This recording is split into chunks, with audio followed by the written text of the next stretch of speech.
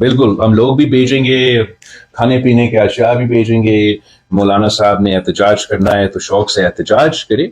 बिलावल साहब, आपके अपने जलसों में बिरयानी पर लोग आते हैं, आपके अपने जलसों में 500-500 रुपए पे लोग लाए जाते हैं, आपके अपने जलसों में किराए पर लोग दिहाड़ीदार लाए जाते हैं। आप हमें क्या लोग भेजेंगे? हमारे लिए जमीयत उलमा इस्लाम के कारकुन काफी हैं। बिल्कुल, हम लोग भी भेजेंगे, खाने पीने के अशिया भी भेजेंगे। मौलाना साहब ने एहतजाज करना है तो शौक से एहतजाज करे, मगर वो हकीकत पे मुबनी एहतजाज होना चाहिए।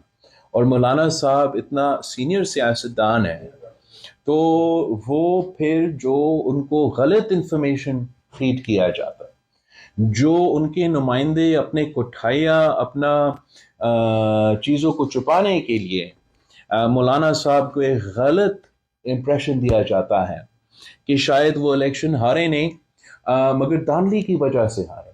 तो फिर जब मौलाना साहब ये इनका गलत बयानिया आगे लेके चलते हैं तो ये अच्छा नहीं लगता।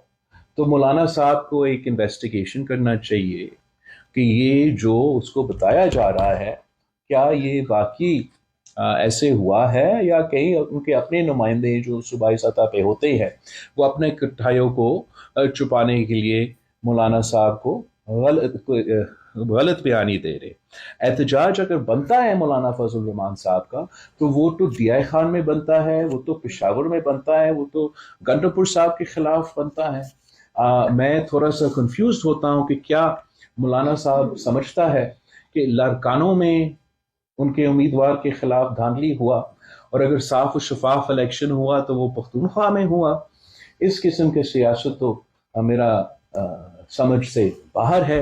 आप ज़रूर इस पे उन्हीं से पूछे, मैं इस पे काम कमेंट कर सकता हूँ। मैं हैरान हूं कि आज मेरे भाई जनाब बिलावल भुट्टो जरदारी साहब ने इस्लामाबाद में एक सवाल के जवाब में कहा कि मौलाना फजलुर रहमान साहब को सूबे सिंध की जमात गलत गाइड कर रही है।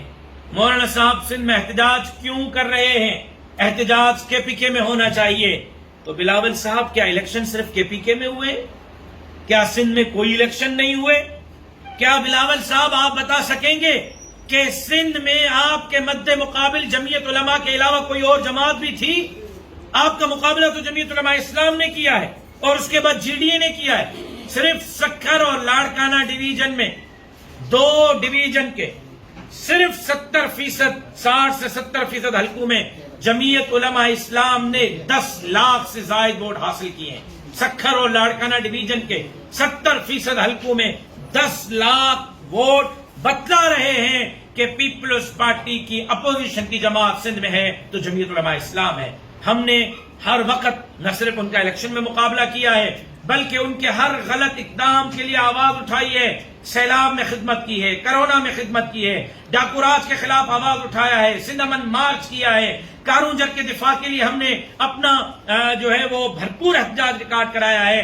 बिलावल भुट्टो जरदारी साहब की बातों से पता लग रहा है कि मेरे भाई बिलावल साहब सिंध में खौफजदा हैं तो जमीयत उलमा इस्लाम से खौफजदा है। और मुझे बड़ी हंसी आई आज जनाब बिलावल साहब की बात पर कि मौलाना फजलुर रहमान साहब के जलसे में हम खाना भी भेजेंगे और मौलाना साहब के जलसे में हम लोग भी भेजेंगे।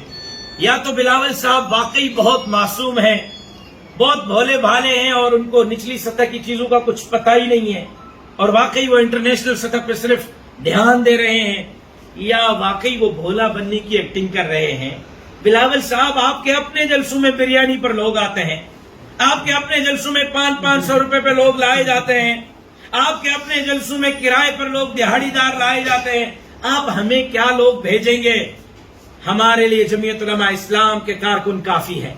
और आप देखेंगे कि सिंध के तारीख में जमीयत उलमा इस्लाम ने आपके इस जालिमाना हुकूमती रवैये के खिलाफ सरापा एहतजाज बने हैं। 2 मई को आपका खाना आपको मुबारक, आपके रेंट पर आने वाले दिहाड़ीदार आपको मुबारक।